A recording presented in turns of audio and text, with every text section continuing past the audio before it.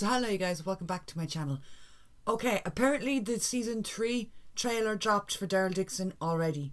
This show is moving at light speed. I know they were filming season 3 while season 2 was airing, but I just finished season 2 yesterday and allegedly the teaser trailer dropped yesterday. I mean, hey, that's one way to keep this train moving. They're like, season 2, did you like it? Forget about it, run to season 3. So of course we're going to sit down, we're going to do a reaction, we're going to break down the teaser trailer. And it truly is a teaser trailer. It's like 30 seconds long. It's barely a trailer. But I was thinking that we could do this and then talk about season 2. Because I was going to do a whole review video on season 2, but we might as well do the two at once. Kind of following the run out or the layout of Daryl Dixon. It's just like, go, go, go, go, go. Do it all at once. Goddamn ads. Oh my god, okay, new faces! Boats, oh Jesus Christ. Why is she looking so concerned? Oh, more cults were dancing around a fire. Please tell me that was Daryl on the horse is sexy. Was that Colin Farrell? Oh, these motherfuckers gave so much in 36 seconds and didn't even get the chance to see. We got a shot of Daryl or somebody on a horse and it was a sexy cowboy, and I love me a sexy cowboy. I hope that was Daryl. Probably wasn't. Okay, so like Giles from Buffy the Vampire Slayer just spawned in. What is this guy's name? That's his name, Stephen Merchant. Oh, I do know him. He just looks freakishly like Giles. And I'm gonna see Rupert Giles every time I see that man's face. Okay, so boats. I mean, we kind of guessed that much, right? Is there somebody on that boat? I can't fucking see. We kind of guessed that much because we're gonna have to try and make our way back home. We're probably gonna like jump through Europe, and planes are out of the equation because we had a plane in season 2, and Ash and Laurent shagged off with that. So boats. I wonder, are we gonna get like floating walkers? Are we gonna get a scene where there's just walkers floating on by, all bloated and shit? Like, hey. See, this has me concerned because I've said this about Daryl so many times. He finds himself in the weirdest of situations. My boy is just always being kidnapped, robbed, taken away, chained up to walls, been fed dog food. He's always just finding his way in with the cults and the crazies. They find their way to him. They're attracted to him. What does that say about me? But this doesn't look particularly promising either. Is that Dobby, the house elf? I said it once last season, I'll say it again. The costuming, I'm really digging the costuming for Daryl Dixon. I feel like the costumes are completely different to what we've seen in The Walking Dead. My man's wearing braces. Oh, this shot kind of reminds me of the scene that we got where she was looking at the Mona Lisa in season... I was going to say back in season 2, but season 2 was like... It just finished airing yesterday. This show is moving so quick. Now maybe it's just me, but when I see statues or figures on fire and people dancing... I think, yeah, this seems like a likely place for Daryl Dixon to end up. It is really pretty visually, though. Oh, they've got fairy lights in the background, too. Okay, well, maybe I could somewhat get on board with this cult. Oh, that is how they get you. That is how they get you. They dazzle you with pretty lights, and already I'm like, I'm in. Based on the clock tower up there in the background, it's like 10 past 1 or 10 past 2. These bitches know how to party. So that's Daryl, right? That's Daryl. He's got the poncho and the majestic hair. And that's so reminiscent of early season Walking Dead days. He's got his little face covering. I love him so much. Oh, sweet Jesus. If you look at this quickly and you like get rid of the scars on his face, this could just be a still from the new season of like Ride with Norman Reedus. Which, by the way, where the love of Christ did that show go? I feel like I haven't seen that show in forever. I loved that shit. This. Now this could be... based on the hair, they've got the scraggly hair of Daryl, but I don't think Daryl would ever wear a hat that sharp. Is he trying to pick up like, you know, cable fucking TV with them antennas? What is this? There's a guitar though, and he had a guitar when he was with Laurent, didn't he? But I don't see a crossbow. Either that's Daryl and I'm going to lose my mind at how sexy he is, or it's somebody else is going to be introduced to. I'm also going to lose my mind because of how sexy they are. Kind of like Ash with season 2. My God, every time that man was on TV, I was just blinded by his beauty. I'm glad that we still have Carol in season 3, that she's not just completely disappearing altogether, although we did get a lot of shots. She looks alone here. We got a lot of shots of Daryl alone. Please tell me they don't split up again in season 3. That is the most disappointed face I've ever seen on a human. So Discount Colin Farrell is really bringing the Peaky Blinders aesthetic to season 3. I kind of love it. Hi, how are you? Hello. I'm just going to go out on a limb and say he's the villain. He's got a villainous looking face. I'm guessing he's going to be the big bad or one of the big bads. Now what in the love of God is going on here? I truly don't know what they're... Whoa. My chair nearly broke. Can't handle the stress. I don't know what they're doing with Daryl and Carol. I feel like it's such a sensitive topic and I'm always so nervous to talk about it because, my God, people get up in arms, but we're going to talk about it. People have been shipping them since the beginning of time. Since the dawn of the dinosaurs, people have been shipping Daryl and Carol, and people equally do not like to ship them. It's very split down the middle, 50-50. I don't care. I don't give a shit anymore. I always like to look at Daryl. I kind of back and forth on him in terms of like romantic partners and romantic relations. And then I reached a point where I was like, I like that he's not really tied to anybody. I like that he's not necessarily explicitly dating anybody, because it's unusual to have a character that isn't romantically linked to anybody. And then as The Walking Dead like progressed, I know once Connie was introduced, I loved Connie and I really liked the idea of the two of them together. But then we kind of blazed past that. That didn't happen like canonly, like on screen. You didn't get to see it. I know a lot of people are like, no, there's still Endgame to me. I just mean like visually we didn't get to see it. And then they just threw in Leia, who they were just allegedly together. Him and Leia, they were just a thing, and then it was over just as quick as it happened. And the handling of Isabel this season has been so weird, and we gotta talk about it. Like, in season 1 and the start of season 2, there were hints, there was little droppings of relations. People started shipping them. I could see it, I get it. But the way they handled, like, she told him that she loved him in French. Allegedly he didn't understand that. Okay. And then she died, like, next episode. Why would you put such a huge monumental moment in just to have it mean nothing? It's over. It's gone. That was so weird to me. That was really so weird to me. And the Daryl and Carol, like, what's going on here? What? We got the romantic mood lighting. Her top, she's showing a little bit of shoulder. Oh, she's like, oh, look at that little bit of shoulder. We're getting a bit saucy with our shoulder skin. It looks like she has a kind of something on her back here. It looks like, is it like a flap or something? Like a little bit of gauze or tissue. Please, Jesus, tell me she wasn't bit. I hope that's just a stab or a bullet wound or a scratch. Maybe she fell on a tree. But this scene, they know what they're doing with scenes like this, which is why it confuses me, because there was so many lovely moments in their story, and I always say this, I love both of them individually. I love both of them as characters. They're like monoliths. They are mega characters in their own rights, and when you put them together, it just, whether it be romantically or just like as best friends, familial family dynamics, they go together so well. They know each other. They've both dealt with such loss and such stress and such horrible situations. They understand each other. But the show kind of like dangles things and then fucks it away out of it. Like the whole Daryl and Carol thing, like, look at this shot. Look at this shot. Do you know what I'm saying? This doesn't look like a friendship moment. We're sitting down. It doesn't. And I'm not a hardcore shipper of them. That's not what I'm getting at here. I'm just saying, if you're going to market them as friends or family members or people who go to the ends of the world and set the world on fire for each other as friends or family, then market them that way. I'm just so interested to see what they do with them, because I truly don't know. I don't know. And they've kind of been doing that all along with their characters, to keep you guessing, to keep you in the not knowing. But while we're on the topic of season 2, which we kind of were a second ago, I do want to talk a bit about season 2. I liked it. I think it was a good story. It was a solid story. It was high action. 6 episodes of kick you in the crotch, like, wow, yeah. But at the same time, I really feel like this season could have benefited from maybe 8 episodes. It just felt too fast. And I don't mean too fast as in like it was over so quick. I mean, the storyline moved so quickly, you barely had time to understand or care about what was happening. We lost like 3 major characters in the course of 3 episodes and just moved on.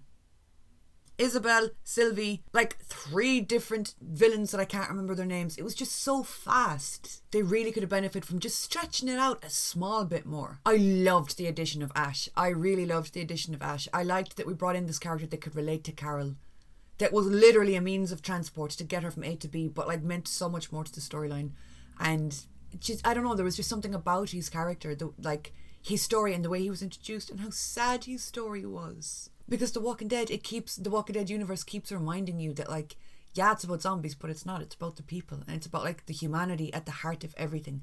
And I feel like we really saw that with Ash, living by himself, like riddled by grief, stuck in a time loop nearly, kind of set free by Carol and the lies, and then mad because he was lied to. And I really liked him. Do you know what I really loved as well? I really loved the Greenland storyline, because you just know that there's corners of the earth that people are doing not good. They're not doing great.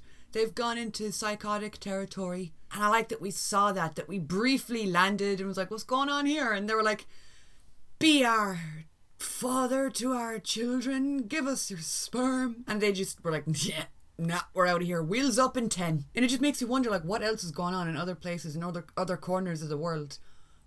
Do I want to know? No. Do I want to see it? Yeah. Oh, we're probably going to explore that in season 3 as well. Like, we saw that, like, with the cult thing. It mightn't be a cult. They might be fine people, but, like, you see people dancing around a burning statue. I'm like, is this a fertility thing? And season 2 is going to have me forever jumpy and cautious of anybody new that we meet in Daryl Dixon. I talked about this on a live stream recently about the idea of villains, and that, like, the villains this season was just, it was so messy, right? Like, there was, as soon as one of the heads was cut off the snake, somebody else would come up, and then we blazed through like 3 different villainous characters, I'm pretty sure, in less than 6 episodes. I quite liked the end of this season. I've seen a few comments from people saying that the end was very rushed, the back half of the last episode. I liked it. They explained that it was like, what, the bat shit or something was making the people crazy, and that's why all the people were like dead in the tunnels. Don't you downvote me while I'm trying to talk. My computer's doing this a lot lately, and I don't know what to do with it. So, like, it was whatever was in the air that made them go mad, which explains why we all started going crazy down the tunnels. And I did like the fact that we got to see that moment between Carol and Sophia, because Carol, again, like in her time on The Walking Dead, so much grief, so much loss, so much just kind of ploughing straight ahead, keep moving, look at the next thing, move on to the next thing, that it had to catch up with her eventually. So it was nice to see her deal with that grief and see her break down so vulnerable, so sad, so like, no, like everything I've gone through has impacted me. Because we did see flashes of that in The Walking Dead, and we did see her story and her character take like crazy turns. But I mean, I guess it took going international and coming away from the main show and kind of just being alone in her search for Daryl. I know she was with Ash, but she was alone with her thoughts a lot. That's what it took for her to work through her grief. And I like that we got to physically see it. We got to physically see her letting go of Sophia. If you don't stop. I thought it was really funny as well. You have that scene like juxtaposed or in contrast with the guy whose brother died. Like, he worked through it with Daryl. We talked with Daryl. We got through it. And then like one sniff of the bat shit and he's just like, you killed my brother! And like diving on him. What I don't get about that scene though is Daryl was stabbed. He stabbed Daryl. And then Daryl just got up and walked it off. Just walked off into the tunnel, into the unknown with Carol, like, I'm fine. It's but a flesh wound, I'll walk it off. I liked the visuals of that, the two of them going off into the unknown, like walking into next season. I thought that was really nice. I think the walkers and the set design this season was stunning. Like I mentioned it in the video, the glow-in-the-dark walkers. Wow. Like, we've seen fire walkers, we've seen well walker, water walkers, pyro walkers, all that stuff. But I don't know, there was something about the glow-in-the-dark ones, the way their mouths were like gurgly and it was all the green slime. I loved it. Laurent and Ash, they just kind of disappeared in the plane and we didn't hear from them again. I'm a bit cautious. I'm guessing they didn't make it home to the States because Carol references it like, oh, they'd be at home by now. I wonder if they're talking to Judith or if Judith's teaching them the katana. I don't think they did. I guarantee you they probably ran out of fuel or something happened with the plane and they had to land somewhere else. I think that would be really tragic to revisit in a later episode. Imagine coming across the plane and they're not there. Keeping in theme with the plane. Keeping on topic with that shit. I mean what I say and I said what I mean. Why didn't we just tie Daryl onto that plane with a fucking bit of rope? I said that in my reaction and they made a joke where I was like, I know, wait, distribution or whatever. There was 2 seats in the back of the plane. They could have sat there. Again, yeah, alright, wait, distribution. There was still people in my comments that were like, that wouldn't work because like they have to keep the fuel in the back seat, or wait, distribution, yeah, the weight, it wouldn't fly. And I'm like, I said that in the video. Splitting up made sense because we only really had those final 4 characters left, and it's like, well, we can't all go because then that's the end of the show. If we all get on the plane and fly back to the States, that's the end of the Daryl Dixon show. And we can't let Carol leave because she's got to be in season 3, so it makes sense that it's like, oh, only 2 people could fit in the plane. Or 3 people could fit in the plane, whatever the fuck it was. I'm excited to see what they get up to next season, where they end up, where they go. I want them to come to Ireland. I have got to get my ass on one of these Walking Dead shows someday. This show, universe, whatever, has been my life for like 8 years now. Tap me in, coach. Whatever the fucking saying is, put me in. I have got to be done up as a walker. I swear to God, I have got to see myself as a walker, as some kind of fruity walker. I want to be like a glow-in-the-dark, fiery pyro hybrid. But yeah, those were just some thoughts on season 2 and what I hope to see from season 3. I really do feel like it's been weird, and again, I talked about this on a live stream on Patreon like a few days ago. it's strange because the fandom feels kind of split, because when the main show ended, you're going to go with like your favourite show or your favourite characters. If you're like me and you're a psychotic little freak, you're going to watch all of the spin-offs and love them all because you love the characters, you love the world that's been created. But a lot of people will only watch The Ones Who Live, or will only watch Dead City, or will only watch the Daryl Dixon show. And the hype has really been weird around these shows lately. It's not the same as it was back when The Walking Dead was on air, obviously. And I feel like the hype for season 2 of Daryl was particularly dampened because there was that fuck up where didn't like all of season 2 go up on streaming or something on the same day, and people ended up watching them, and there was no excitement for the rest of the season really. And I found that online as well with people who usually live tweet or like stuff, make content on the episodes or whatever.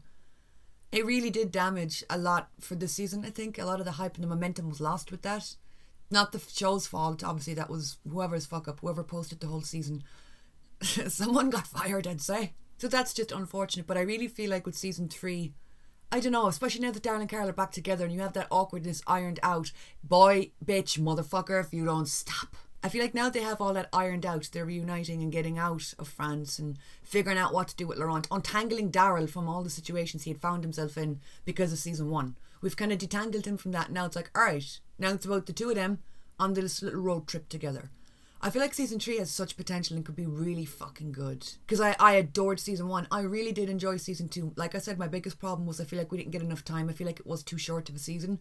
I don't know, is it because it was too short, or did they just try to pack too much into 6 episodes? And I did find it kind of weird too, like Isabel, Sylvie, I can't remember her name, but that character that ran the nightclub who I always kind of laugh at, and I'm like, oh my god, it's Bella Thorne. We lost them all in like 3 episodes. Oh, and then there was the leader of the bad guys, the one who I was like, that's the Madagascar villain, and then the one that filled in for her after she went. Do you get what I'm saying? There was a lot of female characters that were killed this season. That was kind of strange. I'm going to unplug my arms and beat this computer to death if it does that one more time. And while it is an apocalypse show, and in The Walking Dead they always try to drive home the fact that like no character is safe, anybody can go at any time. Yeah, that's true, but at the same time we lost so many of the lead French cast. We did get one happy ending. We did get one example of a couple being happy and getting to remain happy and alive. But like, we lost so many of the French cast. I guess it's because we're moving on to season 3 and we're literally moving on in terms of like where we are and where we're setting up for season 3.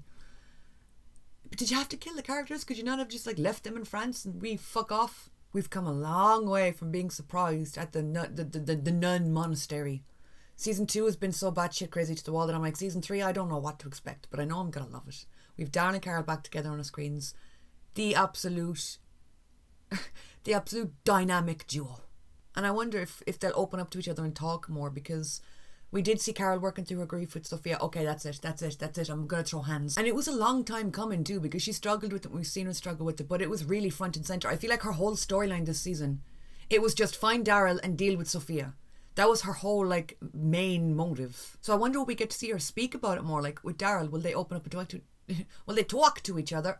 We switched to New Yorker there. I wonder will he open up about Merle, talk about Merle maybe, because we saw him mention Merle, I think it was earlier in the season or back in season 1 when he was talking to your man about his brother. Because I feel like that was a huge talking point that people had with The Walking Dead, that it was like these characters go through such traumatic things and then they just get up and continue going. They just pick themselves up off the floor and continue walking.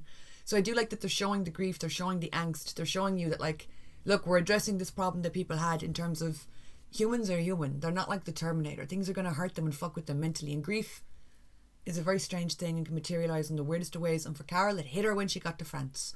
Probably because she was lying to Ash about her reasoning for going to France. That's what brought Sophia to the foreground of her mind and, you know, made her deal with a lot of unresolved feelings.